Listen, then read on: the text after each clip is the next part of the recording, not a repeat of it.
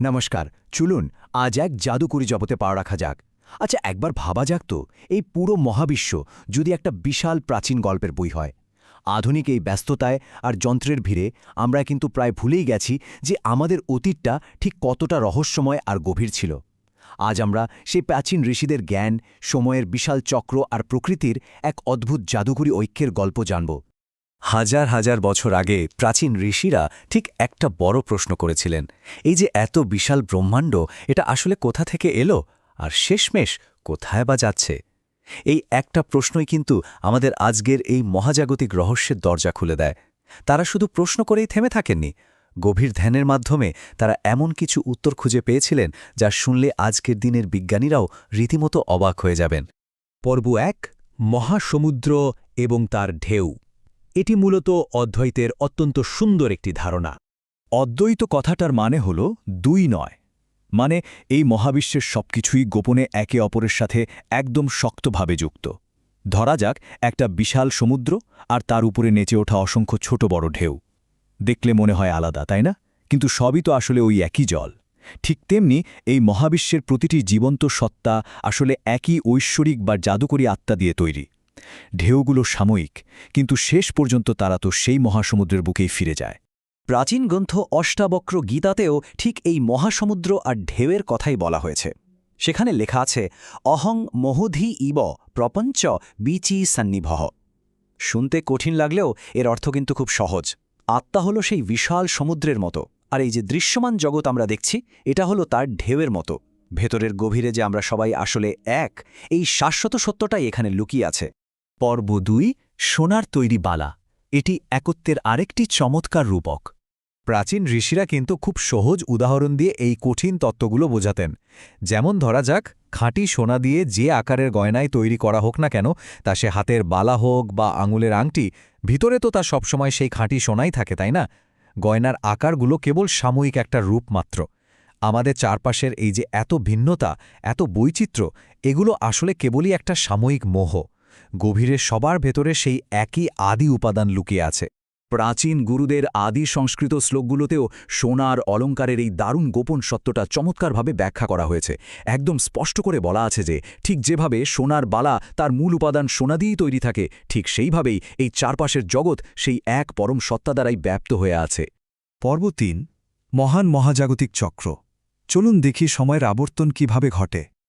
এখন একটা মজার প্রশ্ন জাগতে পারে, এই জাদুকরী মহাবিশ্ব কিভাবে তার সময়ের হিসেব রাখে? ইতিহাস কিন্তু কোনো সোজা লাইন নয়, বরং এটি ৪টা যুগের একটা বিশাল পুনরাবৃত্তিমূলক চাকা। একবার ভাবা যাক, ১৭,২৮,০০০ বছরের এক দীর্ঘ সত্যযুগ দিয়ে শুরু। তারপর ধীরে ধীরে সময় কমে এসে ৪,৩২,০০০ বছরের কলিযুগে পৌঁছায়। ঠিক যেমন প্রকৃতির ঋতুগুলো বারবার চক্রাকারে ঘুরে ফিরে আসে। আমাদের সবার যেমন একটা রুটিন আছে, ঠিক তেমনি মহাবিশ্বেরও কিন্তু নিজস্ব একটা প্রাকৃতিক ছন্দ আছে। এই যেমন প্রতিদিন ঘুম থেকে ওঠা, সারাদিন কাজ বা খেলাধুলা করা, আর দিন শেষে আবার বিশ্রামে যাওয়া। মহাবিশ্ব ঠিক এই কাজটাই করে। সে সৃষ্টি হয়, জীবনকে ধারণ করে, আর শেষে বিলীন হয়ে বিশ্রামে যায়। সৃষ্টি, স্থিতি এবং লয়, এটাই হলো মহাবিশ্বের পরম শাশ্বত নিয়ম। পর্ব ৪, বৃহৎ যন্ত্রের উত্থান এবং কলিযুগের প্রভাব। মহাজাগতিক এই চাকা ঘুরতে ঘুরতে যখন বর্তমান যুগে, মানে এই কলিযুগে এসে পৌঁছায়, তখন একটা বড় সমস্যা দেখা দেয়। মানুষ প্রকৃতির সাথে তার সেই গভীর সংযোগের কথা একেবারে ভুলে যায়। পুরীর বর্তমান শঙ্করাচার্য স্বামী নিশ্চলানন্দ সরস্বতীর এই বিষয়ে একটা অসাধারণ শিক্ষা আছে। তিনি বলেছেন যে মানুষের বুদ্ধি আর প্রাণশক্তির এই শরীরটাই হলো সর্বশ্রেষ্ঠ যন্ত্র, কিন্তু মানুষ যখন সেটা ভুলে বাইরের মহাযন্ত্র বা বিশাল মেশিনের ওপর খুব বেশি নির্ভরশীল হয়ে পড়ে, তখন তা মানুষকে দুর্বল করে দেয় আর পৃথিবীকে সাংঘাতিকভাবে দূষিত করে। আর যখন মানুষ তার নিজস্ব মেধা বা শক্তির বদলে সব কাজের জন্যই বিশাল সব যন্ত্রের উপর নির্ভর করতে শুরু করে, তখন একটা ভয়ঙ্কর চেইন রিঅ্যাকশন শুরু হয়। প্রযুক্তির প্রতি এই অতিরিক্ত মোহ বা বলতে পারেন এক ধরনের আসক্তি সমাজকে এমন এক অবস্থায় নিয়ে যায় যা শেষ পর্যন্ত আমাদের বিভীষিকা বা এক বিশাল পরিবেশগত বিপর্যয়ের দিকে সোজা ঠেলে দেয়। এই অতিরিক্ত যান্ত্রিক দূষণের ফলে প্রকৃতির আদি উপাদানগুলো রীতিমতো মারাত্মকভাবে ক্ষতিগ্রস্ত হয়। আমাদের চারপাশের প্রাকৃতিক বন্ধুগুলো যেমন মাটি বা এই পৃথিবী প্রচণ্ড উত্তপ্ত আর রুগ্ন হয়ে পড়ে। জল দূষিত হয়ে যায়, যে সূর্যের আলো আমাদের প্রাণ দেয় তা ক্ষতিকর হয়ে ওঠে, আর বাতাসও যেন তীব্র ক্ষুব্ধ হয়ে ওঠে। পুরো পৃথিবীর ইকোসিস্টেমটাই তার স্বাভাবিক ভারসাম্য একদম হারিয়ে ফেলে। পর্ব 5 মহান মহাজাগতিক রিসেট। তবে ভয়ের কিছু নেই। এই মহাজাগতিক গল্পের বইটিতে সবসময় একটা প্ল্যান বি থাকে।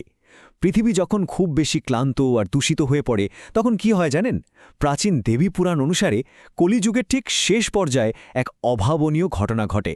মহাবিশ্বকে পরিষ্কার করতে আকাশে একসঙ্গে 12টি সূর্য উজ্জ্বলভাবে জ্বলে ওঠে। ভাবা যায় 12টা সূর্য! এটাই হলো প্রকৃতির সেই পরম শক্তি যা সব দূষণ আর বিকৃতিকে ধ্বংস করে একটা নতুন শুরুর পথ তৈরি করে। আকাশে যখন এই 12টি সূর্যের প্রচণ্ড তাপ ছড়িয়ে পড়ে তখন কলিযুগের সমস্ত বিকল প্রযুক্তি, বড় বড় কারখানা আর ওই কৃত্রিম যন্ত্রগুলো একেবারে গলে গিয়ে ধ্বংস হয়ে যায়। মানুষের তৈরি করা এই যান্ত্রিক জগৎ পুরোপুরি ধসে পড়ে। আর ঠিক তারপরই মহাবিশ্ব তার সমস্ত গ্লানি ধুয়ে মুছে পরিষ্কার করে ফেলে। এই বিশাল মহাজাগতিক চাকাটি শান্তিপূর্ণভাবে রিসেট হয়ে আবার সেই পবিত্র শান্তিময় সত্যযুগে ফিরে যায়, একদম নতুনের মতো।